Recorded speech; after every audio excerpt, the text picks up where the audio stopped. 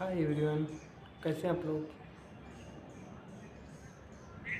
आज हम लोग क्लास 12 की फिजिक्स क्लास पढ़ेंगे। ठीक, इसके पहले क्लास 12 के फर्स्ट चैप्टर फिजिक्स का फर्स्ट चैप्टर के लेक्चर नंबर 4 में हम लोग अध्यारोपण सिद्धांत पढ़े थे। आज हम लोग वैद्युत बल और गुरुत्वाकर्षण बल में तुलना पढ़ेंगे। ठीक, सबसे पहले उसमें समानता क्या क्या होती है ये पढ़ लेते हैं, फिर उसके बाद क्या क्या असमानता होती है उसके बारे में पढ़ते हैं। ठीक है, आइए सबसे पहले देखा जाता है समानता क्या क्या होती है। वैद्युत बल और गुरुत्वाकर्षण बल में समानता क्या क्या होती है। समानता बताने से पहले आप लोग कुछ बता दें कि जो वैद्युत बल का फार्मूला होता है और गुरुत्वाकर्षण बल फार्मूला जो होता है वो क्या होता है। गुरुत्वाकर्षण बल हम लोग तो 11th में पढ़ चुके हुए हैं, जबकि वैद्युत बल हम लोग 12 में पढ़े हुए हैं, लेक्चर नंबर 2 में पढ़े हुए थे, कूलॉम का नियम में। देख लेते हैं क्या होती है पहले। वैद्युत बल इलेक्ट्रिक फोर्स 1/4πε0 Q1 Q2 बटे r²। जबकि गुरुत्वाकर्षण बल हम लोग क्या जानते हैं, Gm1m2/r²। ठीक, ये फार्मूला होता है इसका।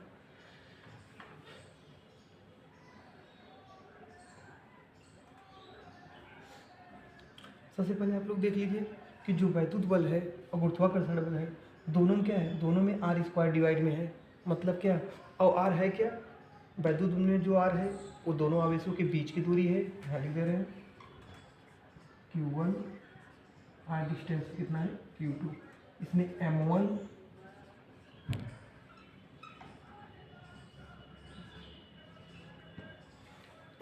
M2 दो द्रव्यमान पिंडों के बीच का जो बल होता है उसे हम गुरुत्वाकर्षण बल कहते हैं, और दो आवेशों के बीच का जो बल होता है उसे हम लोग वैद्युत बल कहते हैं।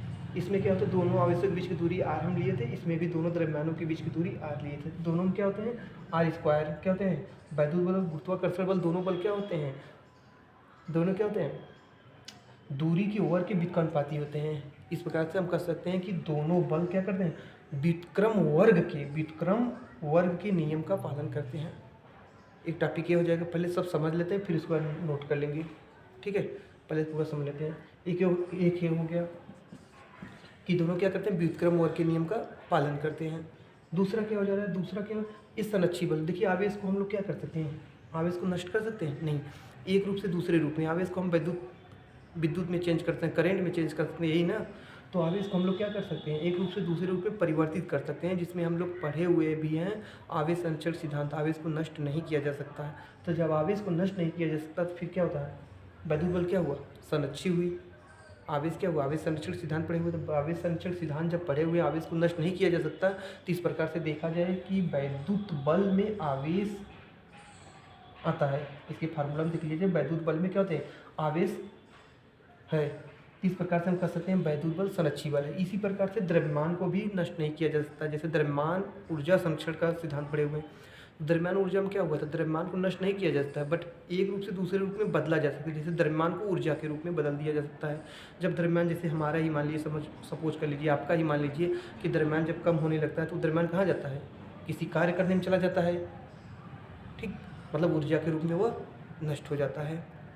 तो द्रव्यमान क्या होता है, एक रूप से दूसरे रूप में परिवर्तित किया जा सकता है, इसे नष्ट नहीं किया जा सकता है। इस प्रकार से कह सकते हैं कि जो गुरुत्वाकर्षण बल क्या है, द्रव्यमान पर निर्भर है। इस प्रकार से द्रव्यमान को नष्ट नहीं किया जा सकता, द्रव्यमान संरक्षित रहता है। इस प्रकार से ये कह सकते हैं कि गुरुत्वाकर्षण बल भी क्या होता है, संरक्षित रहता है। इसका मतलब वैद्युत बल और गुरुत्वाकर्षण बल दोनों क्या होते हैं, संरक्षी बल होते हैं। दो ही समानता है। तीसरा हम ये कह सकते हैं, दोनों बल क्या होते हैं, केंद्रीय बल होते हैं। केंद्रीय बल मतलब जैसे पहले कारण, किसी एक के कारण दूसरे पर, किसी बिंदु पर लगाया गया बल या किसी बिंदु से दूसरे पर लगाया गया बल, किसी बिंदु की ओर या किसी बिंदु से अगर जो बल लगता है उसी को हम लोग क्या कहते हैं, केंद्रीय बल कहते हैं। तो देखिए, जैसे वैद्युत बल केंद्रीय कैसे हुआ है, इसके कारण इस बिंदु पर लगेगा, इसके कारण इस बिंदु पर, किसी बिंदु की ओर जो बल लगाया जाता है उसी को हम लोग केंद्रीय बल कहते हैं।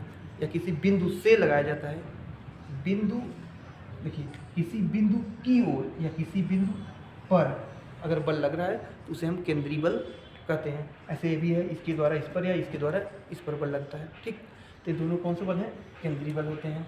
2 हो गया, 3 हो गया आपका। अब देखिए, यहाँ पर देख लीजिए, जो वैद्युत बल है क्या होते हैं, दो आवेशों के बीच लगते हैं, और दोनों आवेश क्या है, एक दूसरे के टच में है नहीं, संपर्कित नहीं है। और इसमें दोनों द्रव्यमान एक दूसरे से टच में है नहीं, माइन्यूट डिस्टेंस हो सके लेकिन टच में नहीं करें। तो इस प्रकार से कह सकते हैं दोनों बल क्या होते हैं, असंपर्क बल होते हैं। ठीक, आइए अब इसको डिफिनेशन को हम लोग नोट कर लेते हैं अपना। आइए देख लीजिए, इसको आप लोग स्क्रीनशॉट कर लीजिए। अब चलते हैं हम नेक्स्ट पॉइंट में, जो चलते हैं वो असमानताएं क्या क्या होती हैं। ठीक,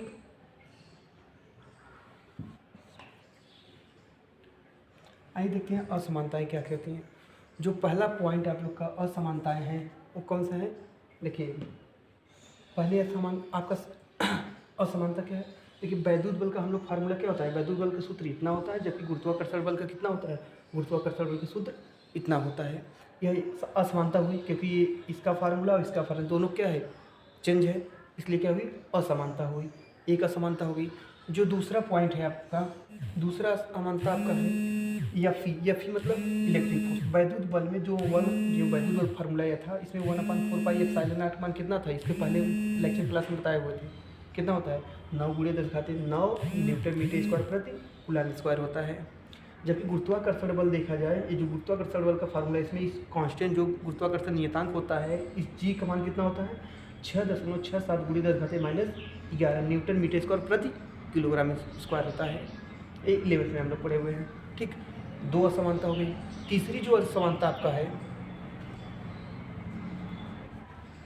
जो वैद्युत बल होता है वो आवेश पर निर्भर करता है, क्योंकि वैद्युत बल में क्या होता है, आवेश पर निर्भर होता है। और जो गुरुत्वाकर्षण बल होता है वो क्या होता है, द्रव्यमान पर निर्भर होता है। गुरुत्वाकर्षण बल द्रव्यमान पर निर्भर होता है। तीन असमानता हो जा रही है आपका, देखते जाइए, हार्ड नहीं है, इसमें ज़्यादा कुछ समझने की वाली बात नहीं है, सीधा फार्मूला में दिख रहा है आप लोग क्या क्या असमानता है। एक तो एक फार्मूला इसका डिफरेंट हो गया, दूसरा इसका मान कुछ और होता है, 9 × 10⁻9, और इसका मान कितना होता है, 6.67 × 10⁻11 मात्रा भी देगा। दो अंतर होगा। तीसरा ये है, इसी में दिख रहा है, ये आवेश पर निर्भर होता है, जबकि गुरुत्वाकर्षण बल क्या होता है, द्रव्यमान पर निर्भर होता है। 3 पॉइंट हो गया। चौथा पॉइंट आप लोग का हो जा रहा है कि जो वैद्युत बल होता है, आवेश के बीच अगर माध्यम अगर निर्वात है या माध्यम है तो इसका वैल्यू क्या होता है, भिन्न भिन्न आता है।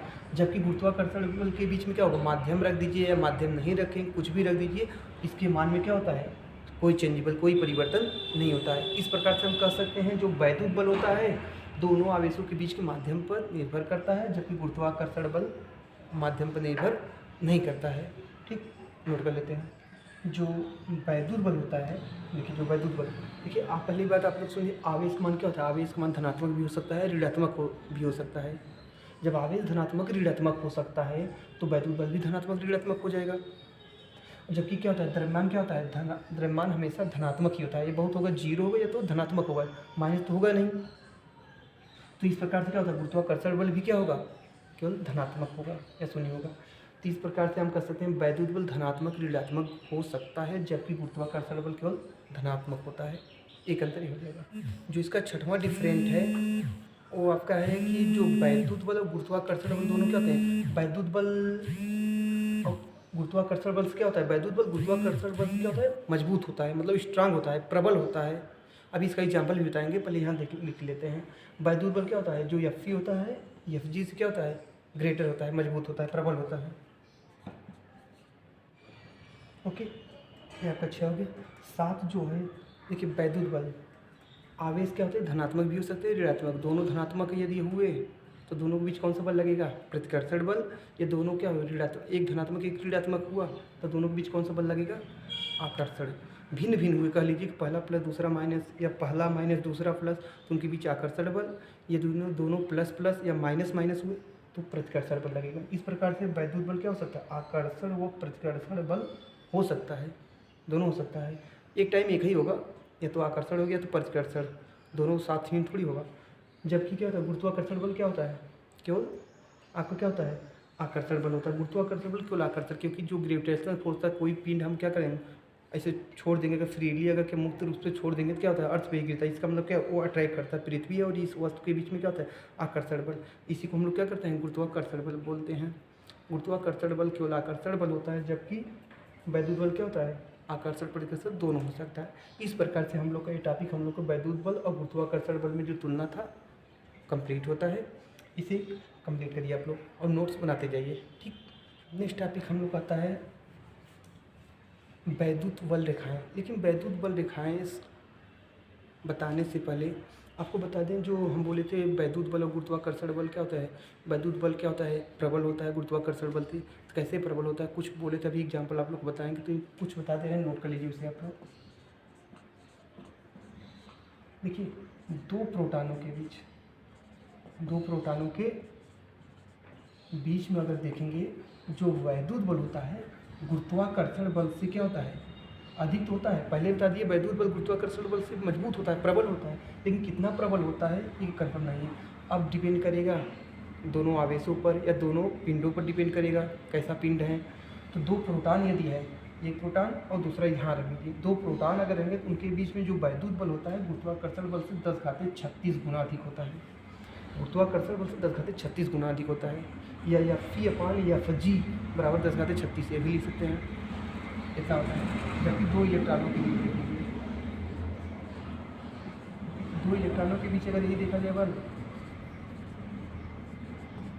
दो इलेक्ट्रॉनों के बीच में जो Fc होता है क्या होता है, 10⁻43 गुना अधिक होता है Fg से। अब दो इलेक्ट्रॉनों के बीच अगर देखा जाए तो जो वैद्युत बल होता है गुरुत्वाकर्षण बल से कितना अधिक होता है, 10⁻43 गुना अधिक होता है। ठीक, यही हमारा नोट्स था, यही ट्रिक एग्जाम्पल है उसका। अब हम लोग चलते हैं नेक्स्ट क्लास में। अब हम लोग का नेक्स्ट टॉपिक आता है वैद्युत बल रेखाएं।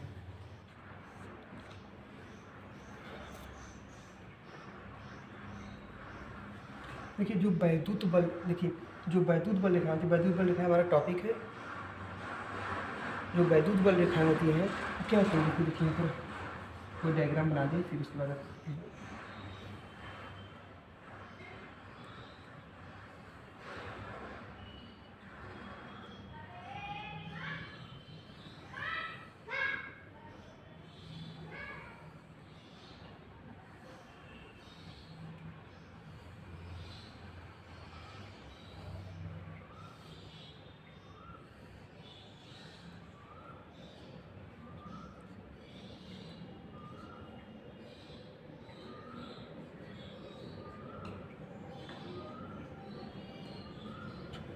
देखिए वैद्युत बल रेखाएं क्या है। पहले देखिए, जो वैद्युत बल रेखाएं होती क्या होती है, वो हमेशा धन आवेश निकल ऋण आवेश में प्रवेश करती है, लेकिन होती क्या है,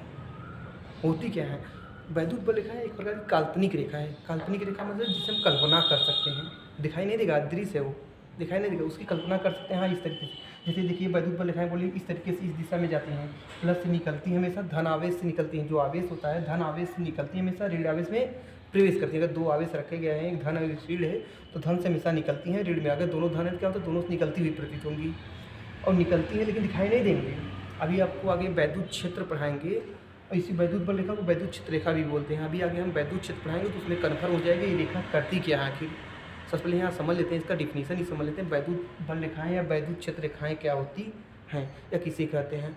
उसके आगे इसका कार्य क्या होता है, मतलब ये करती क्या है, तो उसको आगे टॉपिक नेक्स्ट टॉपिक पढ़ाएंगे। वैद्युत क्षेत्र या वैद्युत क्षेत्र की तीव्रता हम आप लोग को बताएंगे, ठीक है। तो वैद्युत बल रेखाएं क्या होती है, वैद्युत बल रेखाएं वे काल्पनिक रेखाएं होती है जिस पर धन आवेश, देखिए धन आवेश जिस पर धन आवेश क्या करता है, गति करता है, मोशन करता है। तो ऐसे बोलिए आप लोग, ऐसी बल रेखाएं या वे काल्पनिक रेखाएं जिस पर धन आवेश गति करता है उसको वैद्युत बल रेखाएं कहते हैं। ठीक, इस टॉपिक को नोट कर लेते हैं, ठीक है। ये हम लोग का टॉपिक हो गया कि वे काल्पनिक रेखाएं जिस पर धन आवेश गति करता है उसे वैद्युत बल रेखाएं या वैद्युत क्षेत्र रेखाएं कहते हैं, ठीक है। ये डायग्राम हो जा रहा है। अब ये डायग्राम, इसका ग्राफ छाप लीजिएगा, डिफिनीशन नीचे ग्राफ भी छाप लीजिए, जिसके अकॉर्डिंग, इसी ग्राफ के अकॉर्डिंग इसके गुण अभी बता रहे हैं। वैद्युत बल रेखाएं या वैद्युत क्षेत्र रेखाएं के गुण क्या होती हैं, ये जो ग्राफ छपा हुआ है इसी से बताएंगे, रटना नहीं। पहले हम आप लोग को समझा दे रहे हैं, उसके बाद राइट कर देंगे, आप लोग नोट्स बना लीजिए, ठीक है। पहले समझ लीजिए आप लोग, इसके गुण के बारे में समझ लीजिए, गुण क्या क्या होते हैं।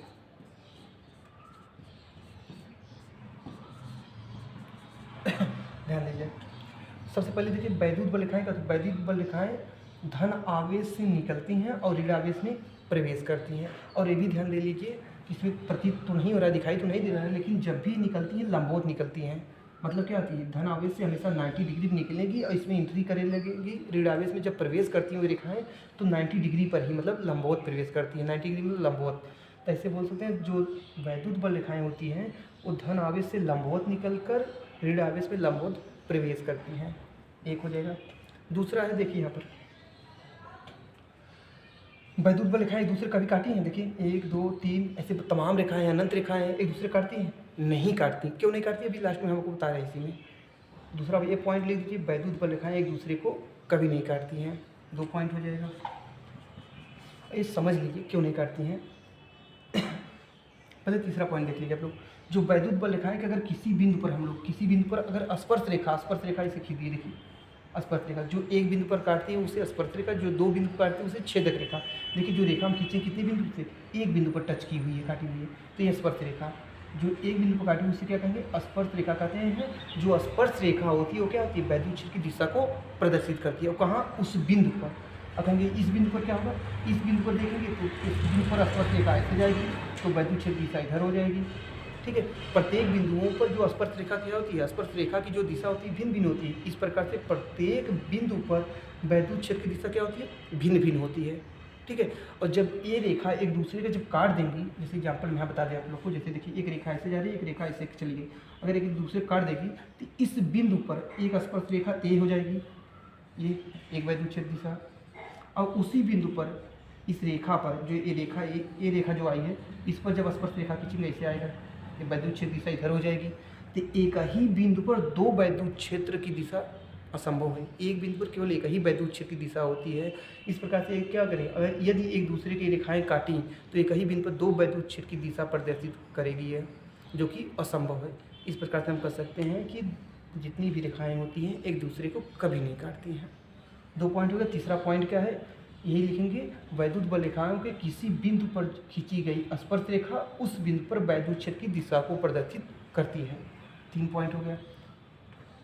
चौथा पॉइंट ये समझ लीजिए आप लोग कि देखिए पास पास कहाँ है? पहले वैद्युत बल रेखा पास पास कहाँ है? यहाँ पर धनावेश या ऋणावेश की अगर पास में पहुँचेंगे तो यहाँ वैद्युत बल रेखाएं पास पास हैं, और जैसे जैसे इसे दूर जा रहे हैं तो क्या होते हैं? दूर आपस में दूर होती चली जा रही हैं, बीच दूरी इनकी बढ़ती चली जा रही है। तो जहाँ पर पास पास होंगी ये रेखाएं वहाँ पर वैद्युत बल जो आकर्षण प्रतिकर्षण होता है वहाँ वैद्युत बल अधिक होता है, वैद्युत क्षेत्र अधिक होता है। वैद्युत क्षेत्र क्या होती है आगे भी बताएंगे आपको हम। वैद्युत बल वहाँ प्रबल होता है, मजबूत होता है, ज़्यादा लगता है। और जहाँ पर ये रेखाएं दूर दूर होती हैं वहाँ वैद्युत क्षेत्र क्या होता है? दुर्बल होता है, कमज़ोर होता है, कम लगता है, ऐसा कर लीजिए। ठीक, तो 4 पॉइंट हो गया हम लोग को। चारों पॉइंट हम नोट कर दे रहे हैं, आप लोग इसे राइट कर लीजिए, स्क्रीनशॉट कर लीजिए, ओके, और नोट्स बना लीजिए। आप लोग बता रहे आप लोग हम देखिए आप लोग समझ रहे होंगे कि मतलब कि सर ऐसे पढ़ा रहे हैं, भी कब तक पढ़ाएंगे, कुछ नहीं कहा जा सकता लॉकडाउन के कारण, ऐसा कुछ नहीं। आप लोग हमारे साथ बने रहिए, आप लोग का पूरी नोट्स कंप्लीट कराएंगे हम, ठीक है। और कोई भी प्रॉब्लम हो आप लोग कमेंट बॉक्स में ज़रूर लिख दीजिए।